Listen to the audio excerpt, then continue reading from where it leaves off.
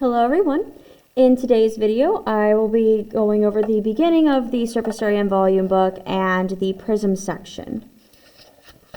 So if we flip open to the front cover, we have some formulas. Some of them we'll use and some of them we won't really use at all. On the cover itself, we have two formulas. We have the rectangle area formula, length times width. Put a star next to that, we will be using it. And then below it we have the square formula, very similar concept except all the sides are the same. So we just call it S times S or S squared. Triangle formula. This one's big for area because a lot of students forget about it. Area of a triangle. Area equals a 1/2 base times height, or base times height divided by 2. So in these pictures, for instance, the base is the bottom of the triangle and then the height is the vertical distance from top to bottom of the triangle. Put a star next to that one. This one's very important.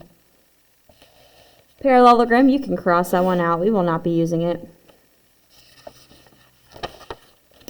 Oh, by the way, while I'm talking about this, I forgot to mention, for this video, you will want to have two different color markers. I've got light blue and like a dark pink here, and also have a calculator handy. So if you don't have any of those items and you want them, please pause the video and do that first. Rhombus, will not be using. Pythagorean theorem, we will be using just a little bit, but it will show up every now and then. And I want to add here, the general formula is a squared plus b squared equals c squared, but in here we also learned leg squared plus leg squared equals hip squared, hypotenuse squared. Trapezoid, we will not be using. And finally, circles, we will be seeing quite a bit of that. Plus, we just finished up the circles unit, so you better believe we're still going to use it. And here we have three formulas. First one is area. We did not talk about that in the circles unit, but it is pi r squared. Diameter we talked about, 2 times r. And circumference, 2 pi r, we also talked about. Next page. Here's where we are going to spend our time today, prisms. So prisms are actually the most complicated shape in the book, so we're going to get the more difficult one out of the way. Before we address all of those concerns, let's just talk about the formulas. Surface area formula looks like this. SA equals 2 capital B plus, these are going to be lowercase, PH. Make sure you write them exactly as I have them written. Big B equals the area of the base. If you're color coding, pick a color to represent base. I'm going to use light blue.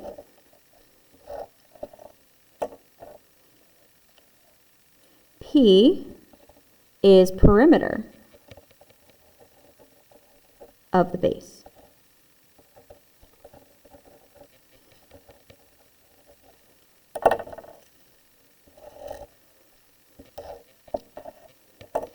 And H we know is height. But this is height of the prism, not of the base of the prism. So I'm going to use a different color for that. That's where I'm going to bring in my pink. Volume. V equals big B H. If I'm going too fast, please pause as needed so you don't miss anything while I'm talking. Something I want to add here, this part's optional. Hopefully you remember whenever we have letters and or numbers smushed together, that means it's multiplication. So if you need some extra reminder of that, you can, with this formula specifically for volume, rewrite it two different ways. You could rewrite it with a parenthesis so that you emphasize this is multiplication here. Or, if you prefer, you could just use a multiplication sign, B times H. That part's completely up to you. Write it, don't write it. So let's talk about these letters real quick. So what's nice is, and I didn't mention this, but hopefully it's kind of obvious, the B and H in volume mean the same thing here. as they do in the surface area formula as well. So they're the same. B and H are the same in both formulas. And you're going to see that pattern repeated throughout the book. One thing we like to do in math is we like to be consistent. Where you see a symbol in one place, it means the same thing in another context. So choosing these letters is actually very strategic. So for instance, big B is area of the base. A lot of students ask me, why don't you just use A for area? Well, A actually already means area. So if I put A, it's not specific enough. If I put capital B, we know it's area of the base. Why don't I do a lowercase b? Because lowercase b means base by itself. We already know that. We already use that. And if we look at P, why is it lowercase? Why can't we use capital P?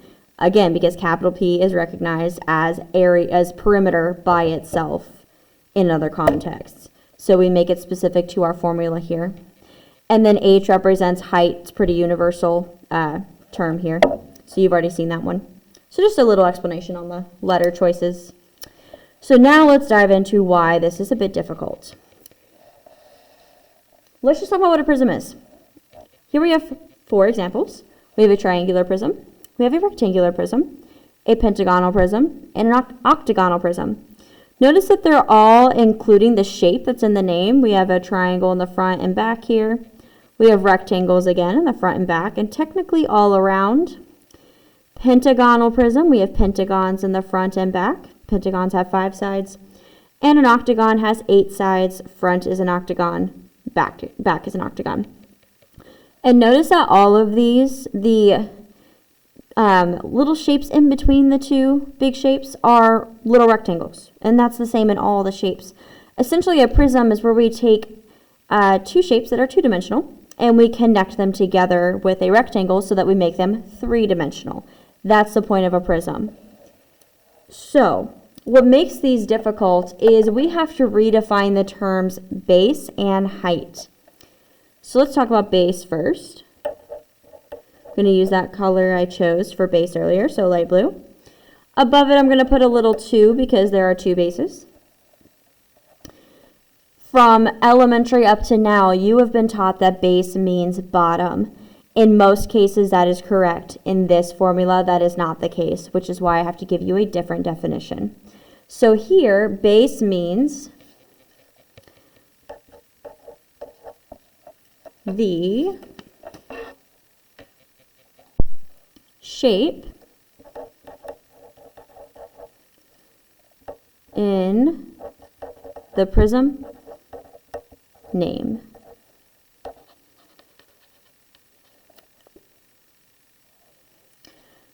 I'm going to add, when I say that the base is not the bottom, that's not a strict rule. It depends on how the picture is drawn.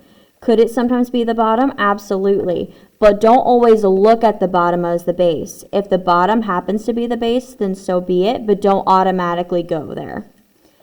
So I'm going to say it is not always the bottom. It can be, but it's not always. It's kind of a sometimes thing. It depends. Going off of that, let's find the bases in these pictures. So if we look at the triangular prism, let's remind ourselves the definition. It is the shape in the prism name. That's the base. So if I look at the first prism, it's a triangular prism. The shape mentioned in this name, triangular, is triangle. So my bases are triangles. I'll highlight one of these.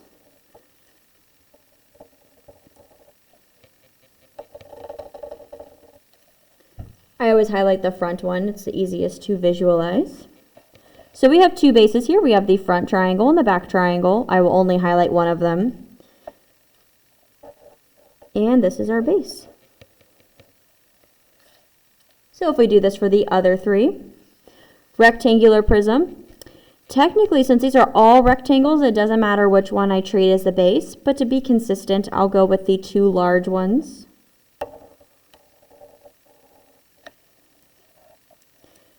Pentagonal prism, the pentagons. Again, it's in the name, pentagonal prism. And the octagonal prism, so I'll highlight the octagons. Those are the bases.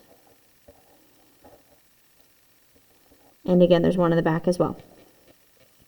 I'm going to go ahead and ease you a bit in case you got a little freaked out when you saw these. As far as for this unit, for the test and for any quizzes, you will only see triangular and rectangular prisms. We're not going to go into bigger ones, but we just want to give you some examples. Next, let's look at height. Again, this definition is not what you're used to seeing. Typically, height means the vertical distance from the top to bottom of a shape or of a figure. Not the case here. This definition is the segment that connects the two bases.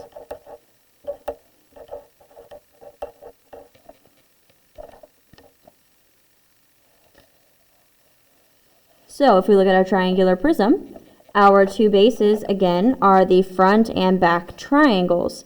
So the segments that connect them together would be this one here. That would be a height. It's also the same as this top one there. And then there's one on the bottom left, but you can't see it very well. These are all three the height. They're going to be the same length. So congruent all the way around, those three rectangles are. So it doesn't matter which one you look at. Rectangular prism, we've got our front rectangle and our back rectangle. So this segment here, here, here, and here. Those all four connect the front to the back. So those would be a height as well. And they're all the same value. So it doesn't matter which one you look at. Do not add them together or do anything like that. Pentagonal prism, again, we have the front pentagon, the back one. So these segments connect them together. So that would be H. And one more time for the octagons. The octagonal prism. It's what connects the two octagons together. So those would all represent H. Now let's look at a few examples. On the right side here, we have a popcorn box. Find the surface area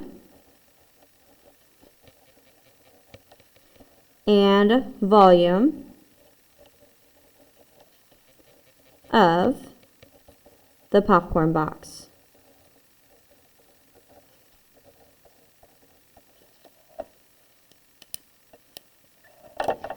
When you are doing this, because on your test, on your quizzes, the work is all up to you. And it could get a little messy. So my recommendation when you're doing these problems is don't go straight into the formulas. These are a lot more work than they look like because it's a process to find BPH. So let's find these three values first, then start plugging them in where they go into the formulas. So I'm going to start with BPH. When you do these problems, organization is going to be very important. It'll help keep your work clean, organized, you can follow what you did, and more importantly, I can follow what you did when I'm grading it. One more tip I recommend over organization. Create yourself a little answer box. This isn't going to be my final answer, but this is where I'm going to store the numbers I get over here. So then I'll have to go digging through all my work to find those numbers. Sometimes I have students look at the wrong thing and they'll put the wrong number in their formula, even when they found the right number. So for B, B is area of the base. So first we have to identify a base. We have a rectangular prism here. Again, to be consistent, I could choose anything I want, but I'm going to choose the front of the box, so that it matches what I did on my notes on the left here. Another tip, partially because the picture is so dark, and also it really does help, redraw that by itself so you can focus on just this rectangle for now. You don't have to try and look at it while looking at the entire picture. And then carry over any numbers. So on the bottom I have an 8, and on the right side I have an 11.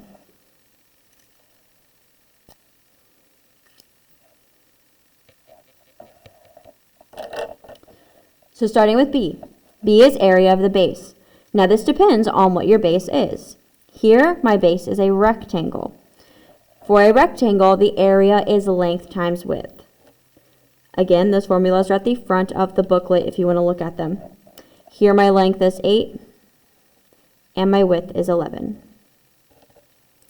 8 times 11 gives me 88. So big B is 88. Little p is perimeter. Circles aside, every shape is found the same way with the perimeter. You add up all the sides. So in this rectangle, I have 4 sides. The top and bottom are both 8. The left and right, the sides, are 11. So you just add them all together. 8 plus 8 plus 11 plus 11. And that will give you 38. So little p is 38. And lastly, the height. Reminder, this is the height of the prism. If you look at our prism, the height connects the bases together. So since I'm using the front of the box, the back of the box is going to be the other base. And what connects the two together is this segment here, here, and then there's one over here as well. All of those, and they are all 4 inches long. So 4 is going to be my height. Here's another trick. However, this only works if B and P are correct, so you have to be careful with this one. But your H is going to be the number you haven't used yet. Notice I've used 8 and 11 already. They were in my base. So then the last number, the 4, that has to be the height, because the height cannot be also on the base. It's just not possible. Your numbers are either on the base or they're the height. That's it. Now that I have all my numbers, now I can substitute them into the formulas. Starting with the surface area. It is also best practice to write out the full formula without anything substituted in yet. Then we're going to start putting numbers where they go. So surface area equals 2 big B plus PH. 2 big B is 88 plus little p is 38. H is 4. You can plug this straight into a calculator. I will not be doing that. I'm actually going to take this just a few steps at a time. 2 times 88, 176. 38 times 4. Remember your order of operations here. Multiply first. Now I'm going to add 176 plus 152. 328. Inches squared. Don't forget those units. Those are super duper important. Inches squared because this is area. I'll dive more into that in a moment on why, if you've never been shown. So there's my surface area. And volume. V equals big BH. Again, copy down just the formula first. Big B is 88. And then H is 4. So 88 times 4. 352. And if you remember, we measure volume in cubic inches. So it is inches cubed.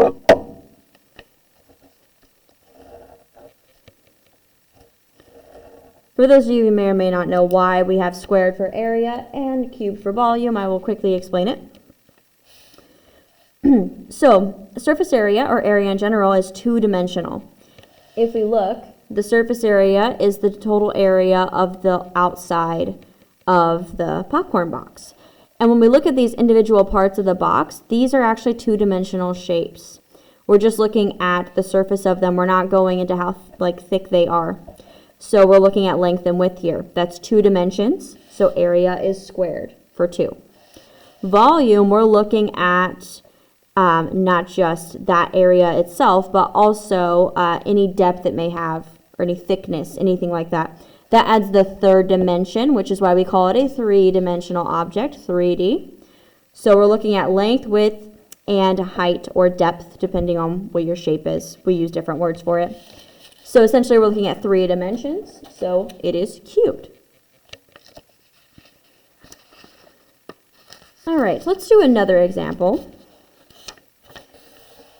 Because with prisms, we have two types. We have the rectangular and the triangular. If I just show you one or the other, you're really going to miss out. So I'm going to do another example of triangular, and we have to draw it ourselves. So you're going to want to be very patient with yourself on this one. So turn the page, and you notice we got two blanks here. Let's take advantage of that space. So go up to the top of the second page. We're going to write example.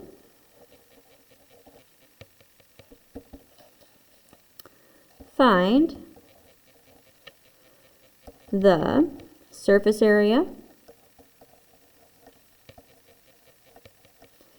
and volume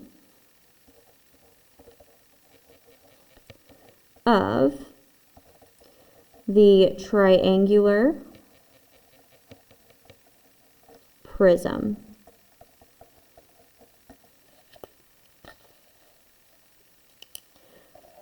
Now these are going to be a bit tricky to draw, so have patience, but let me show you how I go about drawing these.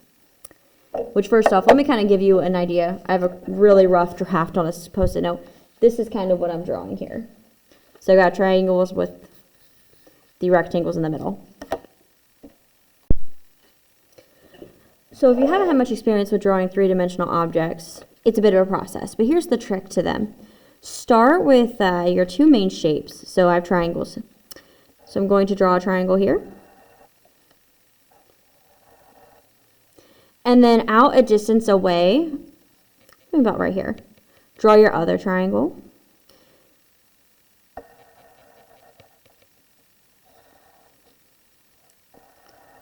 To the best of your ability, make them the same size, but obviously they're not going to be perfect. Now I'm going to draw the rectangle to connect them. So I'm going to start with these.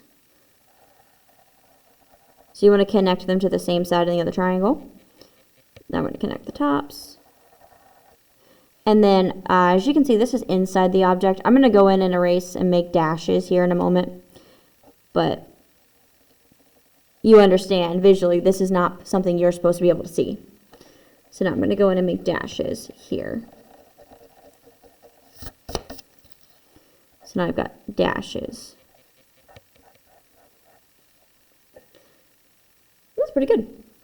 And then I'm going to add in some numbers so I can make an actual problem. So in the front triangle, and if you're still working on drawing, please pause the video so you don't miss this.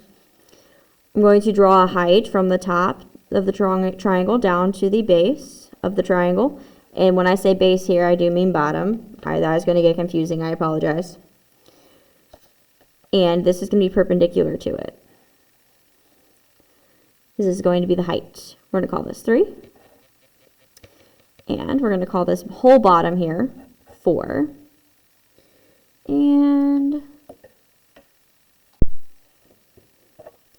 let's go with 5 here. 5 over here. And then this is going to be 15. All right, let's find our BPH. And I wrote it on this page so that you can easily look back at the other page. So, BPH.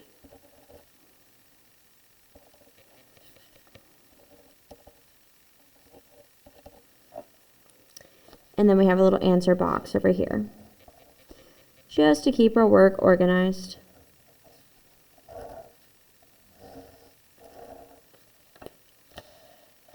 So, big B again represents area of the base. This time we have triangular prisms, or a triangular prism. So our bases are triangles, hence the word triangular. So we're going to use this front one here because that's what has the most information in it. And we're using this entire triangle. Again, if you want to, you can separately draw that triangle to the side, so you're just focusing on the triangle itself. That's up to you. I'll go ahead and do it because why not? I have some space here, so this is where I'm going to draw it. By the way, hopefully it's understood that these two triangles here are going to be the same. That's important. So I've got my 5 on the left side, my 4 on the bottom, through the middle, I've got a 3. And then if you didn't catch, with the other triangle, this right side, it's also going to be a 5 because of it. So that's all important information. So area of the base, our base is a triangle. If we need to look, the area of a triangle is 1/2 base times height. Let's go to that real quick. Area is 1/2 base times height. And it says specifically perpendicular height. That's why I have the right angle drawn in. So, in here, base means bottom of the triangle. So that's different from the base definition I gave in here.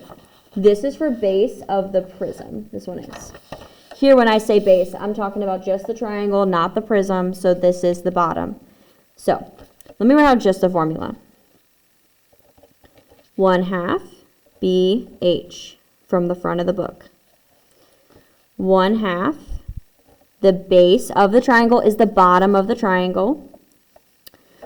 And actually, yeah, you know what, we'll stick with it. 4 times the height, which is going to be that 3. So 1/2 base times the height, 4 times the 3. So 4 times 3 is 12, half of that is going to give us 6. Remember, multiplying by a half is the same as dividing by 2.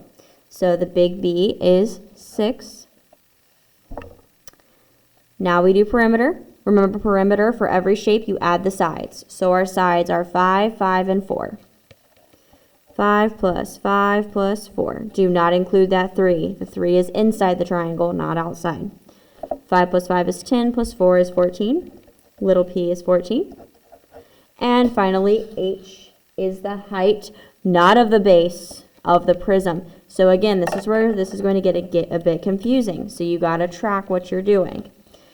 So if you need to remind yourself, go back to this page. H is the height of the prism, the segment that connects the two bases.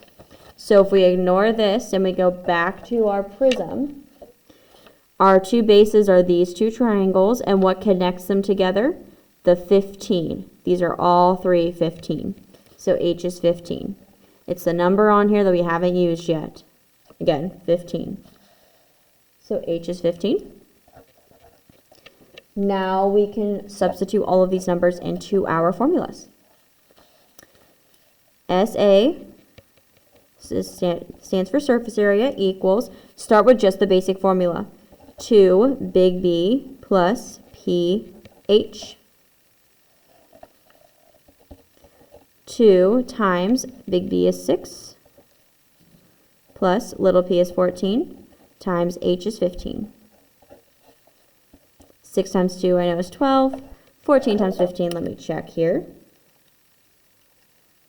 210. So that will give me 222. 222. And volume, V equals big BH. Big B is 6, H is 15.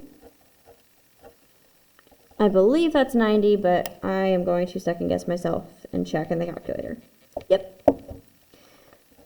90. So surface area is 222. And let's add a unit in here just because. Let's just do centimeters this time. Why not? Change it up. So we will call this 222 centimeters, and they are squared because it's surface area.